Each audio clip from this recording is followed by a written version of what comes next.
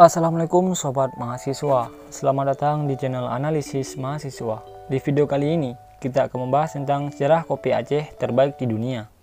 Sebelum lanjut, jangan lupa like video ini, komen, dan berlangganan channel ini. Kopi Gayo merupakan salah satu jenis kopi asli Indonesia yang sudah mendunia.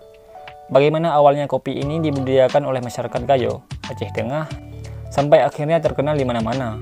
Berikut ulasannya. Mengutip dari sesamecoffee.com, sejarah penanaman kopi di Gayo, Aceh Tengah tak lepas dari penjajahan Belanda.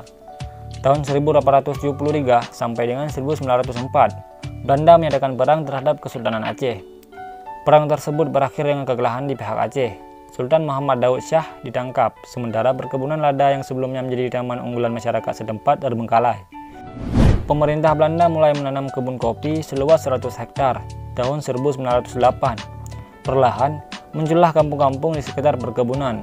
Masyarakatnya ikut menanam kopi dengan mencontoh budidaya yang dilakukan pihak perkebunan.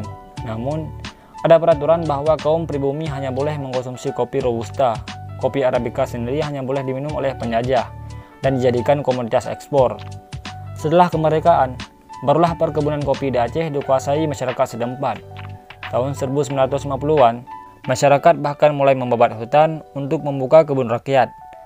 Awal 1970-an, Aceh Tengah menjadi kabupaten penghasil kopi terbesar di Provinsi Aceh. Semakin lama, kopi Gayo menjadi terkenal, tak hanya di Aceh, tapi juga di Indonesia dan tingkat dunia. Nah Sobat Mahasiswa, itulah sejarah kopi Aceh terbaik di dunia. Cukup sekian untuk video kali ini. Apabila ada kesalahan dalam penyebutan dan pengucapan, mohon dimaafkan. Jangan lupa like video ini, komen, dan berlangganan channel ini.